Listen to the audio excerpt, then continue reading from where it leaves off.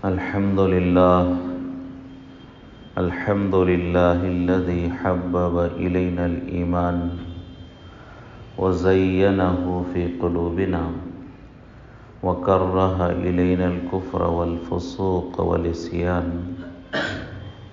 وجعلنا من الراشدين، والصلاة والسلام على من بعث ليتمم مكارم الأخلاق.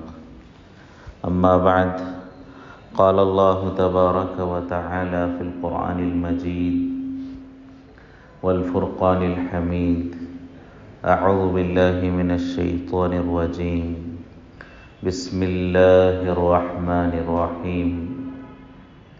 إن الدين عند الله الإسلام. وقال: ومن يبتغي غير الإسلام دينا فلن يقبل منه وهو في الآخرة من الخاسرين. صدق الله العظيم. قال النبي صلى الله عليه وسلم: مثلي ومثل الأنبياء من قبلي كمثل رجل بنى بنيانا فأجمله وأحسنه فجعل الناس يطوفون به ويتعجبون، فقال النبي صلى الله عليه وسلم وهو ترك موضع اللبنة وأنا اللبنة، أو كما قال عليه الصلاة والسلام. محترم سامعین کرام، گزشتہ قیامت کے قریب جو فتنے رونما ہو رہے ہیں، خاص طور سے جو ختم نبوت، نزول عیسیٰ، ظہور مہدی، ان سے متعلق ہیں، اور کوئی اپنے آپ کو مہدی ہونے کا دعویٰ کرتا ہے اور کوئی اپنے آپ کو عیسیٰ ہونے کا دعویٰ کرتا ہے، اور کوئی حد سے تجاوز کرتے ہوئے اپنے آپ کو نبی ہونے کا دعویٰ کرتا ہے۔ اس طرح کے بے شمار فتنے لوگوں میں دیکھے جا رہے ہیں، اور امت کا ایک بڑا طبقہ سوشل میڈیا کے ذریعے ان کے بہکاوے میں اور ان کے بولنے کا ایک جو اچھا نرالا انداز گویا کہ ان کا ہوتا ہے، اس میں آ کر ختم نبوت، نزول عیسیٰ، ظہور مہدی، جو ہمارے بنیادی عقائد ہیں، ان میں غلط فہمیوں میں مبتلا ہو جاتے ہیں اور ان لوگوں کی باتوں میں آ کر گمراہ ہو جاتے ہیں، اور ایسی گمراہی کے ایمان کی نعمت سے ہاتھ دھو بیٹھتے ہیں۔ تو ایسے فتنے ہیں، اور یقیناً ان کو جاننا اور ان سے بچنا ضروری ہے۔ حضور پاک صلی اللہ علیہ وسلم نے ارشاد فرمایا: طوبی لعبد جعلہ اللہ مفتاحا للخیر ومغلاقا للشر۔ بھلائی ہو، خیر ہو اس آدمی کے لیے جو خیر کا چابی بنے، خیر کی چابی بنے، شر کا تالا بنے۔ وَوَيْلٌ لِّعَبْدٍ جَعَلَهُ اللَّهُ مِفْتَاحًا لِلشَّرِّ وَمِغْلَاقًا لِلْخَيْرِ، اور ہلاکت ہو، بربادی ہو اس آدمی پر جو شر کی چابی بنے، خیر کا تالا بنے۔ تو کچھ لوگ ایسے ہوتے ہیں جن کو اللہ سعادتوں سے نوازتے ہیں، اور وہ لوگوں کے لیے خیر کا ذریعہ بنتے ہیں، اور ان سے لوگ خیر حاصل کرتے ہیں، بھلائی حاصل کرتے ہیں، اور ہدایت کے درجے کو پہنچتے ہیں۔ ان کی رہبری میں اللہ اور اللہ کے رسول اور اللہ کے دین پر عمل کرنے کی کوشش کرتے ہیں، اور کچھ بدنصیب ایسے ہوتے ہیں کہ وہ شر کی چابی بنتے ہیں، ان سے جڑنے والا، ان سے ملنے والا، ان کی اقتدا کرنے والا، ان کی رہبری میں چلنے والا وہ شر کے انتہا کو پہنچ جاتا ہے اور گمراہ اور ضلالت کے گڑھوں میں، اندھیریوں کے گڑھوں میں گر جاتا ہے۔ تو بہت سارے لوگ ایسے ہوتے ہیں جو شر کا دروازہ بنتے ہیں، انہی میں سے یہ فتنے ہیں۔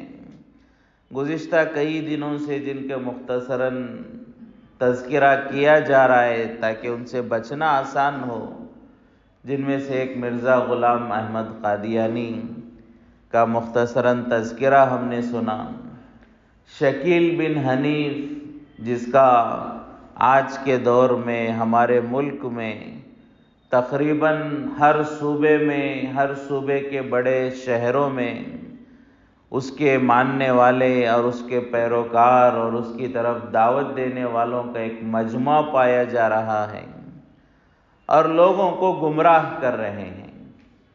اسی طرح کا ایک فتنہ ہے جسے گوہر شاہی کا فتنہ کہا جاتا ہے، فتنہ گوہر شاہی۔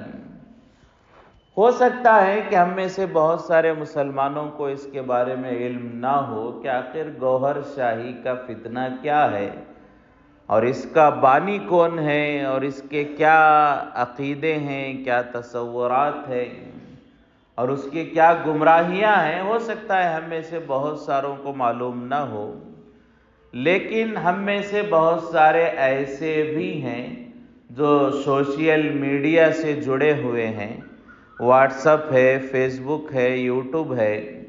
اس کے ذریعے ایک شوق ہوتا ہے کہ ہم دین کی باتیں معلوم کریں۔ تو جو لوگ سوشل میڈیا میں ایکٹیو رہتے ہیں اور وہاں سے دین کی باتیں سیکھنے کا، معلوم کرنے کا، رہبری حاصل کرنے کا ایک جذبہ ہوتا ہے، ان میں سے بہت سارے لوگ ایسے فتنوں کے فتنے میں پھنس جاتے، اس لیے کہ یہ لوگ ظاہر بات ہے کہ نہ یہ مدارس میں ہوں گے، نہ ان کی کوئی مستند کتابیں ہوں گی، نہ ان کی کوئی تاریخ ہوگی۔ اب کی برطانیہ کی پیداوار ہیں، قیامت کی نشانیاں ہیں، تو ان کا جو کچھ لٹریچر ہوگا، جو کچھ ان کا مواد ہوگا، جو ان کی محنت ہوگی، اس کا دار و مدار گویا کہ سوشل میڈیا پر ہی ہوگا۔ تو اس کے لیے فرمایا کہ آج کل بہت سارے لوگ جو سوشل میڈیا سے جڑتے ہیں، ارادہ نیک ہوتا ہے، طلب صادق ہوتی ہے کہ میں دین کی بات معلوم کروں، لیکن اتنی تمیز نہیں ہوتی اور اتنا ایک ملکہ نہیں ہوتا کہ کس کی بات سننی ہے، کس کی بات نہیں سننی ہے، اور کس کی بات سننے سے ہم کہاں تک گمراہیوں میں جائیں گے۔ اس کا اندازہ نہ ہونے کی وجہ سے بہت سارے لوگ ان کے باتوں میں آ جاتے ہیں۔ تو انہی میں سے ایک فی الحال جو بہت زوروں پر ہے اور بہت سارے نوجوان اور پڑھے لکھے لوگوں کا طبقہ اور یوٹیوبرز اور یوٹیوب استعمال کرنے والوں کا ایک طبقہ ہے جو یونس گوہر کے اس بیانات سے وابستہ ہو کر اپنے اندر بہت سارے شکوک اور شبہات اور اسلام کے بارے میں غلط فہمیاں پیدا ہو رہی ہیں اور عقیدے میں کمزوریاں آ رہی ہیں اور ایمان کمزور ہوتا چلا جا رہا ہے۔ تو اس کے لیے سب سے بہتر بات علماء نے یہ بیان فرمائی ہے کہ آج کے ان فتنوں کے زمانے میں ہر آدمی کے لیے سب سے اچھی بات یہ ہے کہ وہ اپنی مسجد کے امام کا بیان سنے، اپنی مسجد کے امام کے بیان کو سنے، اور مسجد کے امام جو عالم ہیں، خطیب ہیں، مفتی ہیں اور دین کی جانکاری رکھنے والے ہیں، ان سے رابطہ قائم کرے اور ان سے دین سیکھنے کی کوشش کرے۔ لیکن آج اللہ ہمیں معاف فرمائے، ہمارے مسجد کے اماموں سے ہمارا کوئی تعلق نہیں، ہم جو ہے یوٹیوب پر گھنٹوں بیان سنیں گے، امریکہ میں بیٹھ کر بیان کرنے والے، فرانس میں بیٹھ کر بیان کرنے والے، پڑوس ملک میں بیٹھ کر بیان کرنے والے، سعودی میں بیٹھ کر بیان کرنے والے، معلوم نہیں کس کا بیان گھنٹوں سنتے ہیں، لیکن اپنے محلے کے امام کا بیان سننے کا ہمیں موقع نہیں ہوتا۔ ہاں ان کا نفع ہے، لیکن جو بیانات ہمیں سننے ہیں وہ کس کا سننا ہے، اس کی صحیح رہبری بھی ہمیں اپنے مسجد کے امام اور علماء کے ذریعے معلوم ہوگی، ورنہ آدمی بہک جائے گا۔ بہت لچکدار انداز ہوتا ہے، بہت نرالا انداز ہوتا ہے بعض لوگوں کا، بعض لوگ ان کے انداز پر فریفتہ ہو جاتے ہیں، حالانکہ ایسے ناپاک اور گندے عقائد ہوتے ہیں جن کا تصور بھی مشکل ہوتا ہے۔ تو یہ جو فتنے آج کے زمانے میں چل رہے ہیں اور سوشل میڈیا پر جو بہت زیادہ وائرل ہو رہے ہیں ویڈیوز، ان میں سے ایک گمراہ یونس گوہر شاہی ہے۔ یہ اصل میں رشتے میں داماد ہیں اور اپنا نام نہاد پیر جو اصل میں گوہر شاہی فتنے کا بانی ہے، ریاض احمد گوہر شاہی۔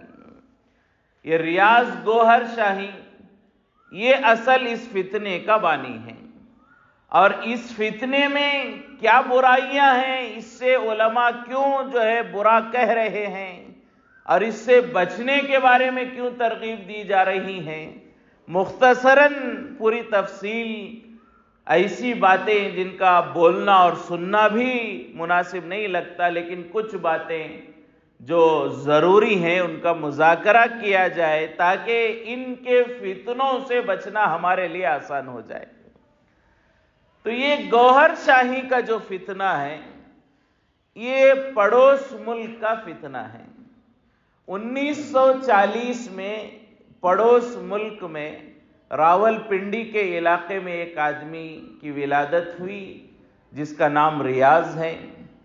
تھوڑی بہت اس نے دنیاوی تعلیم حاصل کی، پھر اس کے بعد روزی کے حاصل کرنے کے لیے اس نے جو ہے کچھ دن فیبریکیشن کا، لوہار کا، ویلڈنگ کا کام بھی کیا، لیکن محنت کا کام تھا، پسینہ بہانے کا کام تھا، مزدوری، اور اس کے بعد بھی اس کے خواہشات پورے نہیں ہونے لگے، ایک معمولی رقم اسے اپنے ضروریات کے لیے وہاں سے ملنے لگی، لیکن اس کے دل میں آرام پرستی اور اس کے دل میں نفس پرستی، عیش پرستی کا جذبہ غلبہ ہونے لگا۔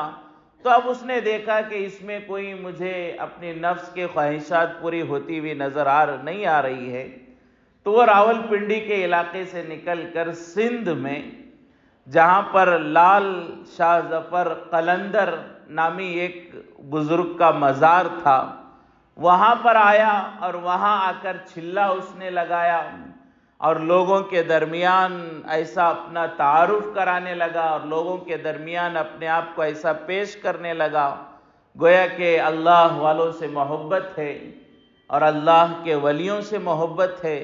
ایسا لوگوں کے سامنے اس نے اپنا تعارف کرایا، کچھ دن وہاں پر رہا، پھر اس کے بعد وہاں کے قریب میں جنگل میں ایک جو ہے کمرہ بنا کے، ایک جھوپڑی بنا کے وہاں رہنے لگا اور لوگوں میں متعارف کرنے لگا کہ ایک اللہ والے وہاں پر رہتے ہیں، پھر لوگ آنے لگے، ملاقات کرنے لگے، پھر اس طرح سے اس کا یہ سلسلہ آگے بڑھا، جب لوگوں کے درمیان اس کا چرچا ہونے لگا اور کچھ لوگ اس سے جڑنے لگے۔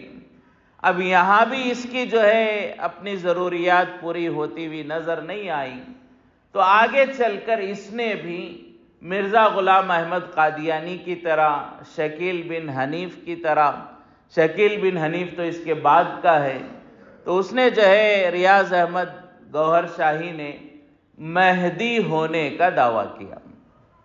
یہاں سے اس کی ابتدا ہوئی کہ میں مہدی ہوں، بلکہ اس نے یہ کہا کہ میں اپنی زبان سے تو نہیں کہتا میں مہدی ہوں، لیکن میں نے نشانیاں لوگوں کو بتلا دی ہیں، اور ان نشانیوں کو دیکھ کر لوگ مجھے مہدی کہتے ہیں، تو جو مجھے پہچانتے ہیں وہ مہدی کہتے ہیں۔ تو گویا کہ اس نے اپنے آپ کو مہدی ہونے کا دعویٰ کیا، اور پڑوس ملک میں پھر اس کا حلقہ بڑھنے لگا۔ تو ظاہر بات ہے کہ ہر ایک کے پیچھے کچھ لوگ ہو جاتے ہیں، جیسا کہ اس سے پہلے بھی کہا گیا، راستے پر اگر کوئی مداری بندر کا کھیل دکھاتا ہے تو کچھ لوگ وہاں بھی جڑ جاتے ہیں۔ کلو لاقط ساقط لاقط، عربی کا ایک مقولہ ہے، ہر گری پڑی چیز کو کوئی نہ کوئی اٹھانے والا ہوتا ہے۔ کوئی بھی گری ہوئی چیز ہو، اسے اٹھانے والا کوئی نہ کوئی ہوتا ہے۔ تو اس کے پیچھے بھی کچھ لوگ لگ گئے، اس کی بات ماننے لگے۔ اس نے ابتداً مہدی ہونے کا دعویٰ کیا، پھر اس کے بعد اس نے آگے بڑھ کر دعویٰ کیا کہ میں عیسیٰ ہوں۔ پھر اس نے کہا کہ میرے مہدی ہونے کے اور عیسیٰ ہونے کی علامت اور دلالت جو ہے وہ قرآن و حدیث سے نہیں ہے، اس لیے کہ قرآن و حدیث میں تو اس کا کوئی تذکرہ ہی نہیں تھا، اور ایسا ہو بھی نہیں سکتا کہ ایسے جھوٹوں کا تذکرہ قرآن میں ہو۔ تو جب اس نے دیکھا کہ مجھے اپنے آپ کو ثابت کرنے کے لیے قرآن و حدیث سے کوئی مواد اور لٹریچر نہیں مل رہا ہے، تو اس نے کہا کہ یہ زمانہ ٹیکنیک کا ہے، یہ زمانہ بڑھوتری کا، ترقی کا ہے، اب اس زمانے میں قرآن و حدیث سے کام نہیں چلے گا۔ میرے مہدی ہونے کی نشانی یہ ہے کہ چاند پر میری تصویر ہے۔ اس نے ابتداً کہا کہ چاند پر میرا فوٹو، میری تصویر ہے۔ پھر ایک مرتبہ اس نے کہا سورج پر میری تصویر ہے۔ پھر ایک مرتبہ اس نے آگے بڑھ کر کہا کہ حجر اسود پر میری تصویر ہے، اور یہ نشانی ہے کہ میں مہدی ہوں۔ اب اس طرح سے اس نے اپنے ایک ایک باتیں اور دعوے لوگوں کے سامنے بیان کرنے لگے۔ پھر آگے بڑھ کر کچھ ہمت ہوئی اور جرأت ہوئی، اللہ نے اور ہدایت سے اسے دور کر دیا، اور اللہ کی طرف سے لعنتوں میں گرفتار ہو گیا۔ اب یہ اور اس کے ماننے والے، جو خاص طور سے اس کا داماد رشتے میں یونس گوہر شاہی جو اس وقت فی الحال زندہ ہے، یہ ریاض احمد گوہر شاہی تو 2001 میں اس کا انتقال ہو گیا۔ اس سے پہلے ہی پڑوس ملک میں اس کے خلاف مقدمات ہوئے، عدالتوں میں اس کی واہیات اور بے وقوفانہ دعووں کو درج کیا گیا، اور علماء کرام نے بے شمار دلائل کے ذریعے اسے جھوٹا ثابت کیا۔ تو اس کے بعد عدالتوں میں یہ فیصلہ ہوا کہ اسے سزائے موت دی جائے، اور اسے جو ہے فلاں سزا دی جائے۔ تو یہ امریکہ چلا گیا، امریکہ میں اس نے پوری زندگی بقیہ گزاری، اور جو ہے 2001 میں وہیں امریکہ میں اس کا انتقال ہوا۔ تو پھر اس کا جنازہ لایا گیا، جنازہ پڑوس ملک لا کر اسے دفنایا گیا، لیکن اس کے ماننے والوں کا یہ عقیدہ ہے کہ ریاض احمد گوہر شاہی مرا نہیں ہے، بلکہ وہ اپنے بدن اور روح کے ساتھ جیسے عیسیٰ علیہ السلام غائب ہوئے تھے، ریاض احمد گوہر شاہی بھی غائب ہو گیا ہے، اور جب دوبارہ عیسیٰ علیہ السلام کو اتارا جائے گا تو ان کے ساتھ ریاض احمد گوہر شاہی کو بھی اتارا جائے گا۔ تو گویا کہ یہ موت سے انکار اور مادی جسم کے ساتھ حضرت عیسیٰ کے جیسا غائب ہونے کا عقیدہ اس کے ماننے والوں کا ہے۔ اب اس کے ماننے والوں میں جو یونس گوہر شاہی ہے، بہت آگے اس نے جو ہے اپنے شیخ اور اپنے پیر کی داستان بیان کرتے ہوئے ایسی باتیں اور عقیدے بیان فرمائے جو اللہ کی پناہ، جو ایک آدمی تصور نہیں کر سکتا۔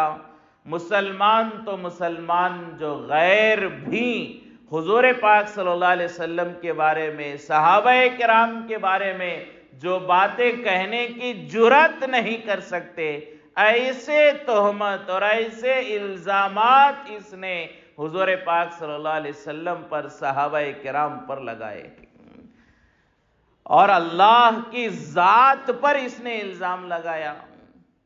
ایک مرتبہ وہ اپنے بیان میں کہتا ہے، باقاعدہ اس کے بیان یوٹیوب پر موجود ہیں اور دیکھنا چاہیں تو اسے دیکھ سکتے ہیں، کتابوں میں علماء نے جمع بھی کیے ہیں، کہ یونس گوہر شاہی ایک مرتبہ کہتا ہے کہ امام حسین رضی اللہ تعالیٰ عنہ کی شہادت پر ہم افسوس کرتے ہیں، لیکن اصل بات تو یہ ہے کہ امام حسین کو شہید کرانے کی سازش اور پلاننگ کرنے والا خود اللہ ہے، اور امام حسین کو شہید کرا کر معاویہ اور ابن یزید کا جو ہے حمایت کرنے والا وہ خود اللہ ہے۔ تو اللہ ہی کی غلطی ہے اور اسی کی سازش ہے کہ اس نے امام حسین کو قتل کرایا ہے۔ فرمایا کہ اللہ کی قدرت پر اعتراض کرنا۔ اور ایک جگہ یونس گوہر شاہی کہتا ہے کہ اللہ نے دنیا کا نظام چلایا، بنایا، پہلے نبی آدم کو بھیجا۔ تو یونس گوہر شاہی اتنی جرأت کے ساتھ یہ کہتا ہے کہ اللہ نے دنیا میں انسانوں کو پیدا کرنے کے لیے اور ان کے نظام کو چلانے کے لیے، اسلام کی اشاعت کے لیے، اپنی معبودیت کا ظہور کرنے کے لیے اللہ نے دنیا میں انسانوں کو بھیجا، اور ان کی ہدایت کے لیے اللہ نے نبیوں کو بھیجا۔ تو جب اتنا سب کرنا تھا تو اللہ کو چاہیے تھا جو پہلا نبی اللہ بھیجتا وہ تو ڈھنگ کا ہوتا۔ الیاذ باللہ آدم علیہ السلام کے بارے میں کہتا ہے کہ اللہ نے پہلا نبی آدم بھیجا، اور وہ کیسا ہے؟ اپنے گناہ کی وجہ سے جنت سے دھکے مار کر بھیجا گیا ہے۔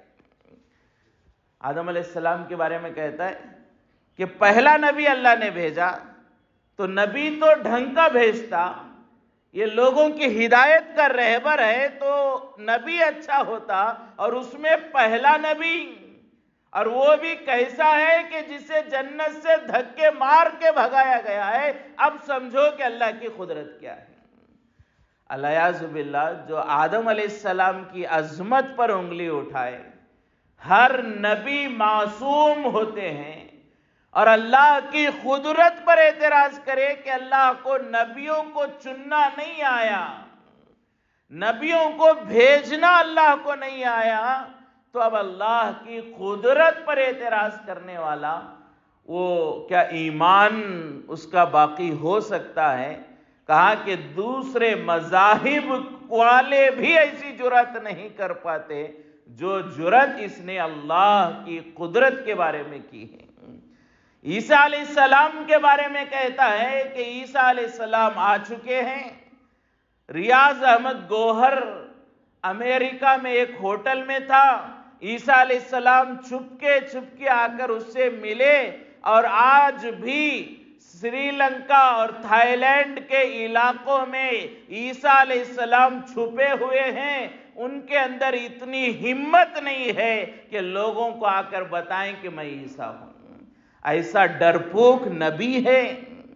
الیاذ باللہ عیسیٰ علیہ السلام کے بارے میں کہنا کہ عیسیٰ علیہ السلام آ چکے ہیں اور لوگوں سے ڈر کر سری لنکا اور تھائی لینڈ میں چھپے ہوئے ہیں، اور ایسے ڈرپوک ہیں، کم ہمت ہیں کہ لوگوں کے سامنے آ کر اپنے آپ کو عیسیٰ کہنے کی ہمت ان کے اندر نہیں ہے۔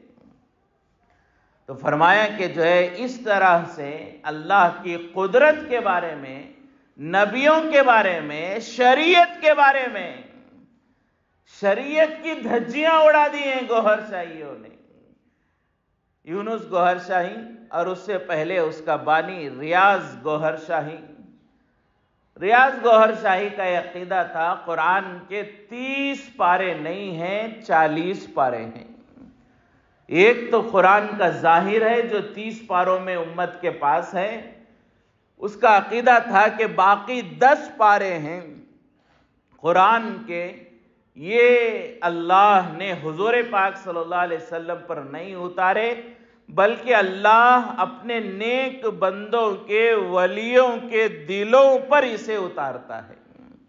اور یہ کہتا ہے کہ جب میں سندھ کے علاقے میں قلندر شاہ کے مزار پر چلا لگا رہا تھا، اس وقت اللہ نے میرے اوپر الہام کیا، اور وہ 10 پارے جو اصل قرآن ہیں، جو اصل روح ہے، اور ایسی مخفی چیز ہے کہ جس کا لوح محفوظ میں بھی تذکرہ نہیں ہے، ایسا قرآن اللہ نے مجھے دیا ہے۔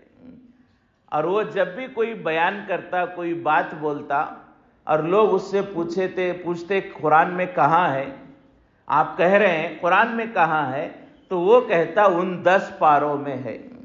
جو قرآن آپ کے پاس ہے اس میں وہ بات نہیں ہے جو میں کہہ رہا ہوں، میں جو کہہ رہا ہوں ان 10 پاروں میں ہے جو اللہ نے میرے اوپر الہام کیا ہے۔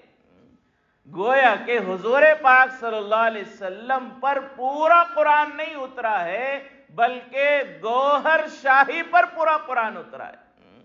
یہ 30 پارے بھی اسے معلوم ہیں، اور اس کے علاوہ وہ 10 پارے جو حضور کو معلوم نہیں تھے۔ محمد الرسول اللہ، خاتم النبیین، سید المرسلین، تاجدار مدینہ، خود حضور پاک صلی اللہ علیہ وسلم کو جو علم نہیں دیا گیا، وہ علم گوہر شاہی کو دیا گیا۔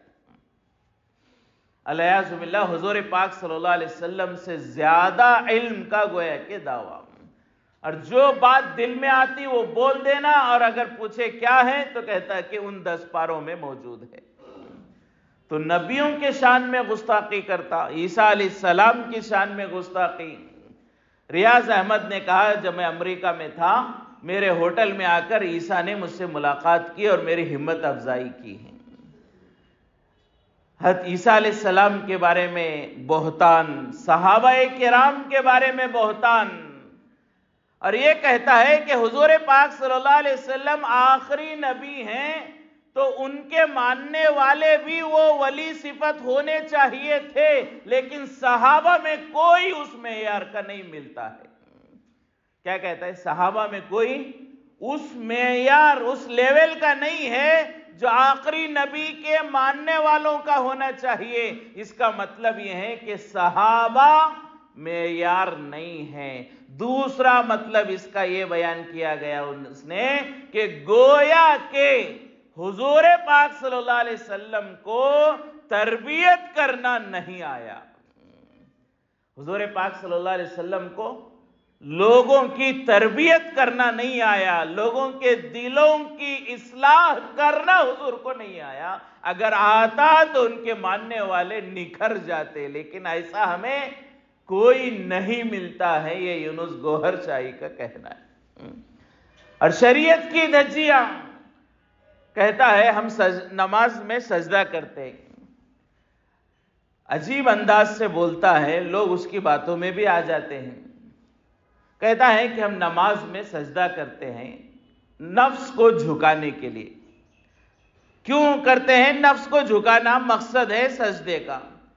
تو اب ہم نے ایک دن سجدہ کیا، دن کی 5 نمازوں میں ہر رکعت میں سجدہ کیا، سجدہ کرتے کرتے اپنے نفس کو جھکاتے جھکاتے ایک وقت آئے گا کہ نفس ہی باقی نہیں رہے گا۔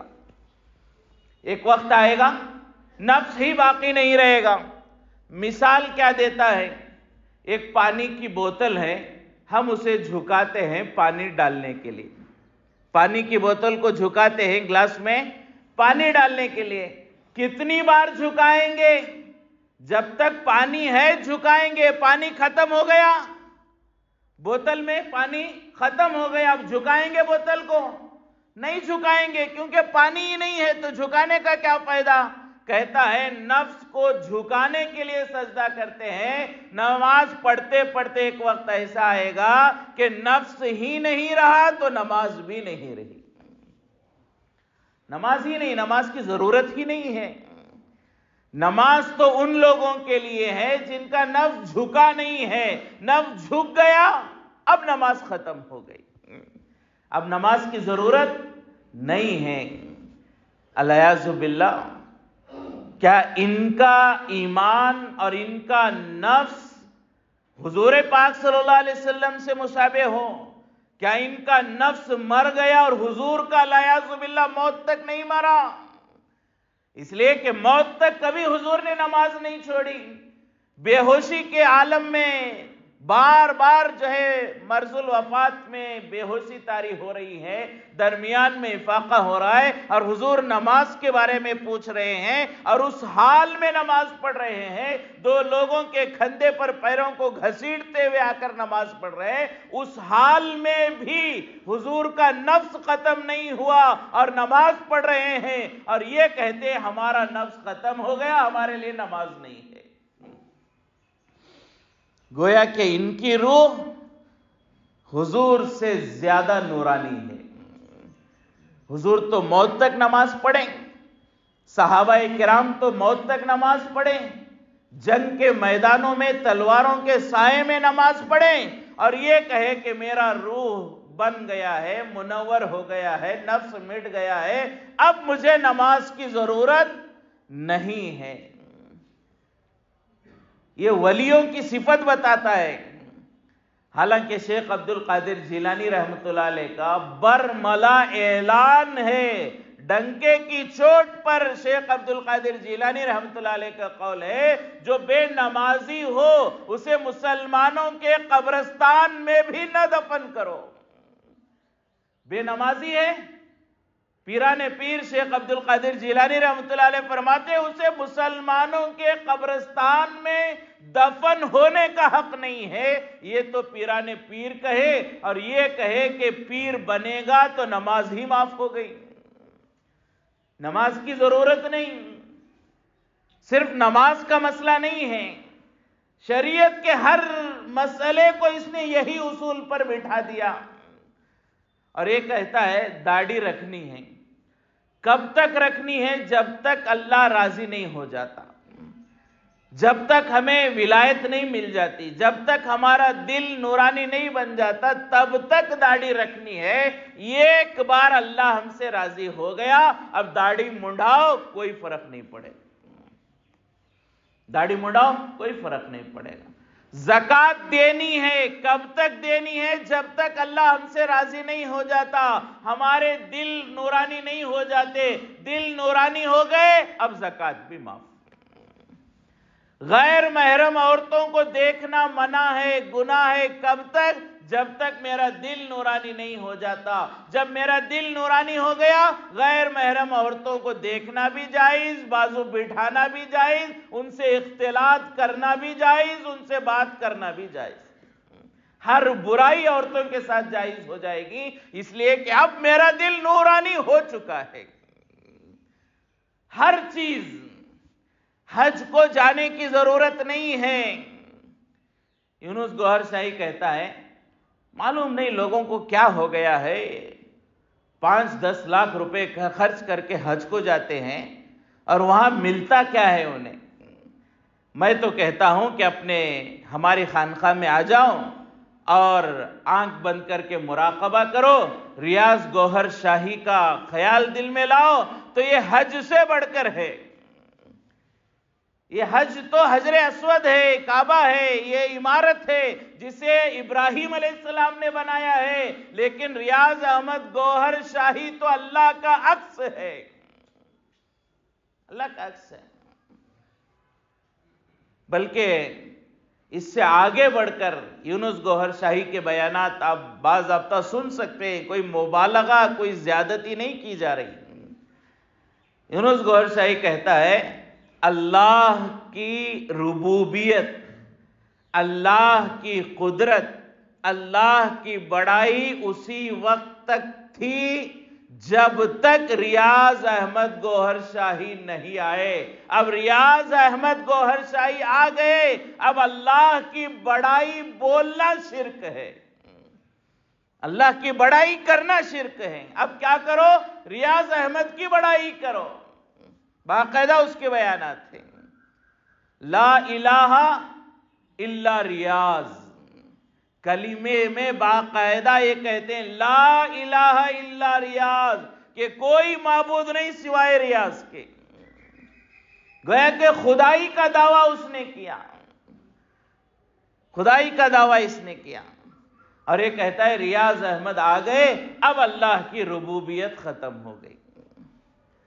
بلکہ اس سے بڑھ کر آگے گستاخانہ حرکت کرتے ہوئے کہتا ہے کہ یونس گوہر شاہی کہ میں ایک مرتبہ اپنے شیخ پیر جو ہے ریاض احمد سے عقیدت میں محبت میں کہنے لگا، مراقبہ کرنے لگا، تو مجھے مراقبے میں میرے پیر نے اللہ کے عرش پر پہنچا دیا۔ مجھے مراقبے میں، یونس گوہر شاہی کہتا ہے مجھے مراقبے میں پیر ریاض احمد نے کہاں پہنچایا؟ اللہ کے عرش پر پہنچایا۔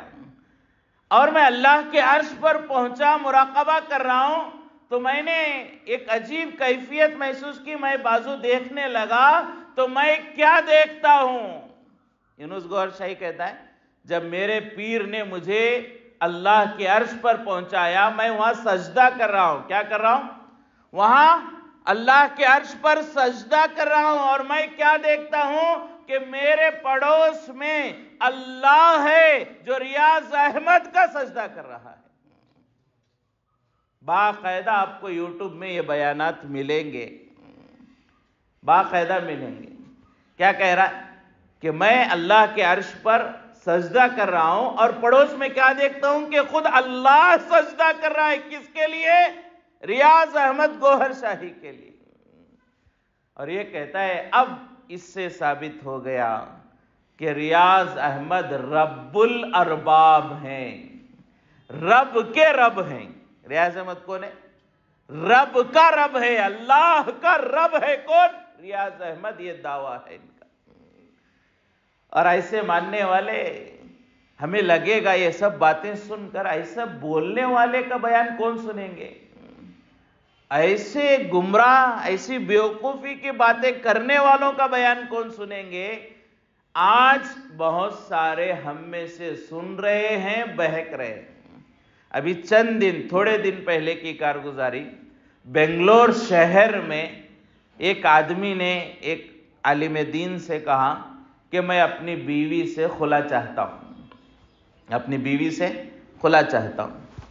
تو مولانا کہنے لگے ارے بھائی خلا ایسا نہیں ہوتا، آپ پہلے اپنی بیوی کو بھی لے کر آئیں، آپ کے دونوں کی باتیں سنیں گے، کیا جھگڑا ہے وہ سنیں گے، اختلاف کی وجہ کیا ہے وہ معلوم کریں گے، پھر دونوں کو سمجھانے کی، صلح کرانے کی کوشش کریں گے، اور اگر واقعی مجبوری ہے، ایسی کوئی غلطی بیوی سے ہو رہی ہے یا ایسی کوئی غلطی شوہر سے ہو رہی ہے جس سے خلا کرنے کی اجازت شریعت میں ملتی ہے، کوئی ہیلا ہے، کوئی گناہ ہے، کوئی برائی ہے جس سے خلا تک آدمی جا سکتا ہے، تب سوچیں گے خلا کا، ورنہ ایسے ہی کوئی آ کر کہہ دے مجھے خلا کراؤ، میں خلا نہیں کرا سکتے ہم، یہ ہمارا نظام نہیں ہے۔ مولانا نے کہا نہیں ہوگا، کچھ چیزیں ہیں صلح کرانے کی، کرائیں گے، نہیں ہے مجبوری ہے، آخری درجہ ہے، تو اس وقت میں اگر کوئی ایسی غلطی گناہ ہے تو ہم خلا کرائیں گے، نہیں ورنہ نہیں کرائیں گے۔ تو نوجوان کہنے لگا آپ نے جو دوسری بات کہی نا کہ کوئی گناہ ہو، غلطی ہو، واقعی خلا کے لیے مناسب ہو، ویسا ہی میرا مسئلہ ہے۔ تو مولانا نے پوچھا کیا بات ہے، ایسی کیا غلطی ہو گئی تیری بیوی سے کہ تو خلا چاہتا ہے، اور تو یہ کہہ رہا ہے، جسٹیفائی کر رہا ہے کہ اس وجہ سے میں اپنی بیوی کو خلا دوں تو مجھے گناہ نہیں ہوگا، آخر کیا غلطی ہے تیری بیوی کی؟ تو وہ کہتا ہے میری بیوی ریاض احمد گوہر شاہی کو خدا مانتی ہے۔ کہاں کا مسئلہ ہے؟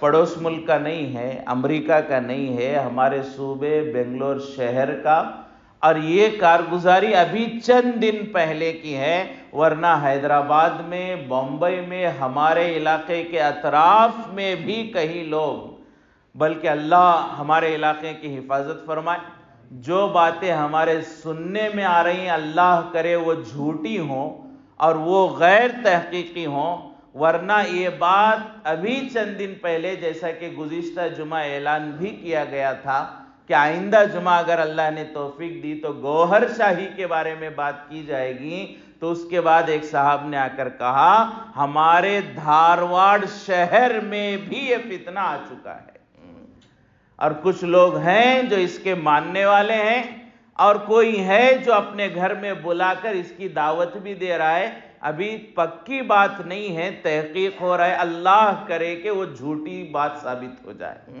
اور اللہ ہمارے علاقے کی اس سے حفاظت فرمائے۔ تو ایسا پڑوس ملک کا فتنہ ہے تو ہمارے یہاں نہیں ہے، ایسا نہیں ہے، ہمارے یہاں بھی اس کے اثرات ہیں۔ آج بگڑنے کے لیے امریکہ اور فرانس اور پڑوس ملک کے کسی گمراہ کا عقیدہ اپنا عقیدہ بنانے کے لیے وہاں جانے کی ضرورت نہیں ہے۔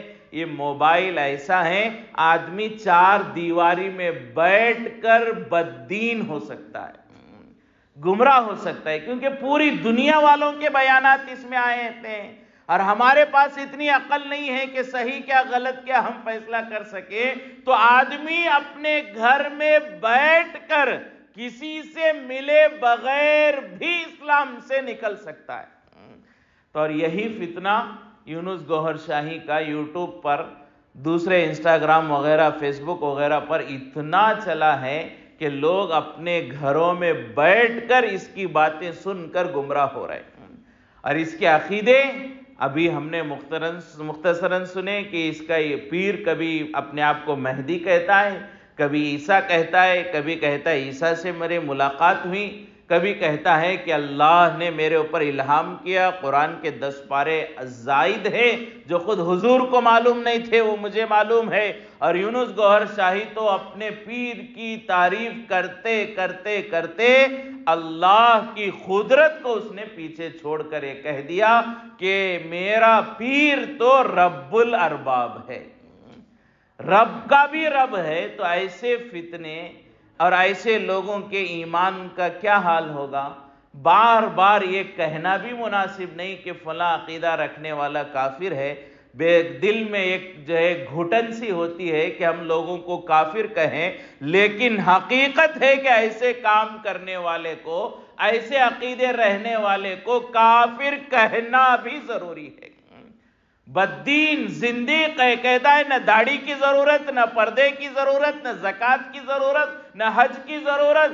جب آپ مجھ سے جڑ جائیں گے، ہمارے ریاض احمد گوہر شاہی کا تصور تمہارے دل میں آ جائے گا، نورانی ہو گیا، اب شریعت کی بھی ضرورت نہیں۔ باقاعدہ اس نے ایک کتاب لکھی ہے ریاض احمد نے، اس کتاب کو انہوں نے شائع کیا ہے اور اس کے پیچھے کے صفحے پر باقاعدہ انہوں نے لکھا ہے دل کو منور کر لو کامیاب ہو جاؤ گے۔ کامیاب ہونے کے لیے کوئی مذہب ضروری نہیں ہے، اسلام کے بغیر بھی کامیاب ہو سکتے ہو۔ امریکہ میں تھا، اگر کوئی یہودی آ کر اس سے ملتا تو کہتا کہ تم جو ہے موسیٰ علیہ السلام کا کلمہ پڑھو۔ کوئی عیسیٰ علیہ السلام کا ماننے والا آتا تو کہتا تم عیسیٰ علیہ السلام کا کلمہ پڑھو۔ اگر کوئی دہریہ آ کر کہتا تو اسے کہتا تم میرا کلمہ پڑھو کامیاب ہو جاؤ گے۔ تو فرمایا کہ یہ اپنے آپ کو خدائی کا دعوت تک اس نے کیا ہے، لہٰذا ایسے ریاض احمد گوہر شاہی 2001 میں یہ مر گیا، لیکن اس کے باوجود اس کا حلقہ کام کرتا رہا اور انہیں سوشل میڈیا جیسا پلیٹ فارم مل گیا، تو آج ہزاروں لاکھوں لوگ اس کی باتوں میں آ رہے ہیں اور ہمارے شہر کے لوگ بھی اس سے متاثر ہو رہے ہیں۔ تو اس کے لیے اس فتنے کے بارے میں جانکاری ہونا ضروری ہے۔ اللہ تبارک و تعالیٰ سے دعا ہے کہ اللہ تبارک و تعالیٰ پوری امت کی فتنے گوہر شاہی، شکیل بن حنیف، قادیانی اور اس طرح کے جتنے جھوٹے مکار ہیں ان سب کے فتنوں سے اللہ ہماری پوری امت کی حفاظت فرمائے۔ موت تک صحیح دین پر، راہ راست پر، ہدایت پر رہتے ہوئے ہدایت پر خاتمہ ملنے کے اللہ ہم سب کو پوری امت کو توفیق نصیب فرمائے۔ ایک بار اللہ نے ہمیں ہدایت دی ہے، اب اس کے بعد گمراہ ہو کر مرنے سے اللہ ہماری حفاظت فرمائے۔